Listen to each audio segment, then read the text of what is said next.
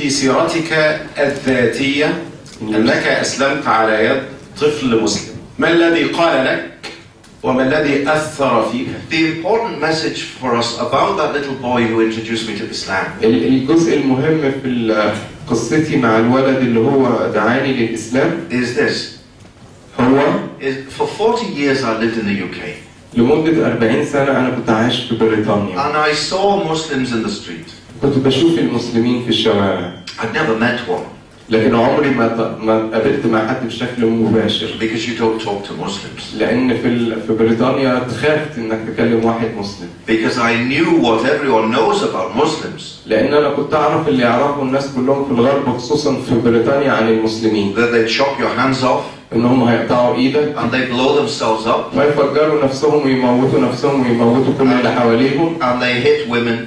وإنهم بيضربوا النساء. I knew all about Muslims. ده كل اللي أنا كنت أعرفه عن المسلمين. But I'd never met one. لكن كان عمري ما قابلت لقاء مباشر ما بيني وما بين أي حد مسلم. And it took this beautiful land of Egypt. لكن من حظي ومن خلال وجودي في الأرض الجميلة أرض مصر الجميلة to meet Islam and Muslims for the first time. إن أنا قابلت وتعرفت بالإسلام والمسلمين الحقيقيين لأول مرة في حياتي. And my introduction to Islam didn't come from some big fancy sheikh giving a talk in a mosque. وبداية معرفتي بالإسلام ما كانتش عن طريق شيخ من الشيوخ العظام اللي إحنا كلنا بنحترمهم وبنجلهم. It didn't come from watching a program on a so-called Islamic channel. ما كانش عن طريق ان انا اتفرجت على قناه تلفزيونيه اسلاميه. Or reading a book about Islam. او حتى ان انا اقرا كتاب عن الاسلام. Or even opening the Holy Quran. او حتى ان انا اتشرف بان انا افتح القران الكريم. My dear brothers and sisters. اخواني واخواتي الاعزاء. My dear sons and daughters, really. في الحقيقه انا المفروض اقول لكم ولادي وبناتي لان انا عجوز قوي عليكم ان اقول لكم اخواتي واخواتي. This is the beautiful part of it. هي ده اجمل جزء في الموضوع. I was introduced to Islam by a little boy of about 14 in the street. بداية معرفتي بالإسلام كان عن طريق ولد في سن 14-15 سنة في الشارع. You know, he had nothing. هو ما كانش في إيده أي علم، ما كانش في إيده أي شيء. Little plastic ship on his feet. And he saw my white skin. هو شاف لون بشرتي الفاتح. And he said to me, Assalamu alaikum. وقال لي السلام عليكم من قلبه. And for the rest of the week I passed this little boy and I learned some Egyptian words to say to him. وخلال الأسبوع اللي أنا كنت عايشه في مصر تعمدت إن أنا كل يوم أمر أعدي عليه عشان أشوفه وتعلمت له بعض الكلمات عشان أقولها له. I learned to say to him, زايك يا حبيبي. زايك يا جميل.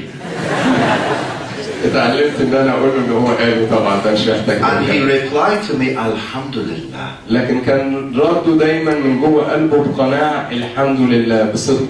So he didn't try to persuade me about Islam. طبعا هو ما حاولش ان يشجعني ان انا اسلم او يدعوني للاسلام. Didn't do it at all. He didn't see me as an object to be converted. هو ما كانش بيفكر باي شكل من الاشكال ان يحولني للاسلام او يدعوني للاسلام. Just by the beauty of his character, he touched my heart. لكن بصدقه وجمال حديثه لمس قلبي. Now the beautiful part of the story is this. اجمل جزء في القصه هو that little boy doesn't know I became Muslim. الولد ده ما يعرفش ان انا بقيت مسلم. In fact, now with his wife and children, maybe he saw me on Qanat al-Rahmah. يمكن دلوقتي بعد الزمن ده اكيد اتجوز بقى عنده اولاد ويمكن هو شافني في قناه من القنوات التلفزيونيه. But the beautiful part of the story is this. لكن اجمل شيء في القصه دي هو on Judgment Day, ان يوم القيامه like all of us, زي ما كلنا he will appear naked before Allah Almighty. زي ما كلنا هنقف نحاسب قدام ربنا سبحانه وتعالى. And give an account of how he lived his life. ونتحاسب على كل اللي احنا عملناه في حياتنا. And his good deeds and his bad deeds will be read out to him from a clear book.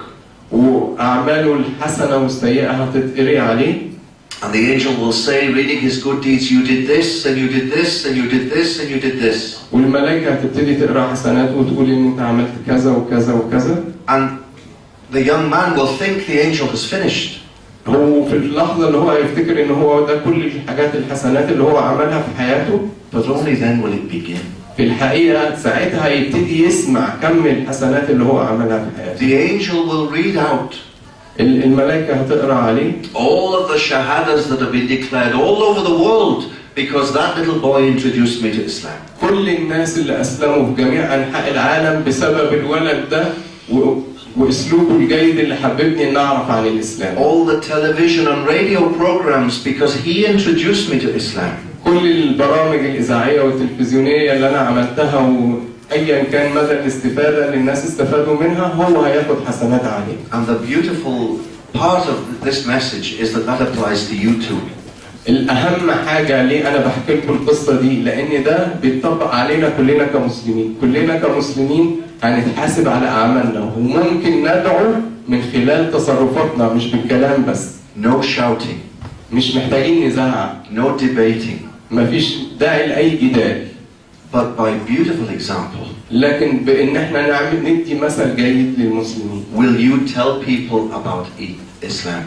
كلنا نقدر ندعو كل العالم للإسلام من خلال إن احنا نكون مسلمين جيدين، نبقى مثل جيد للإسلام والمسلمين.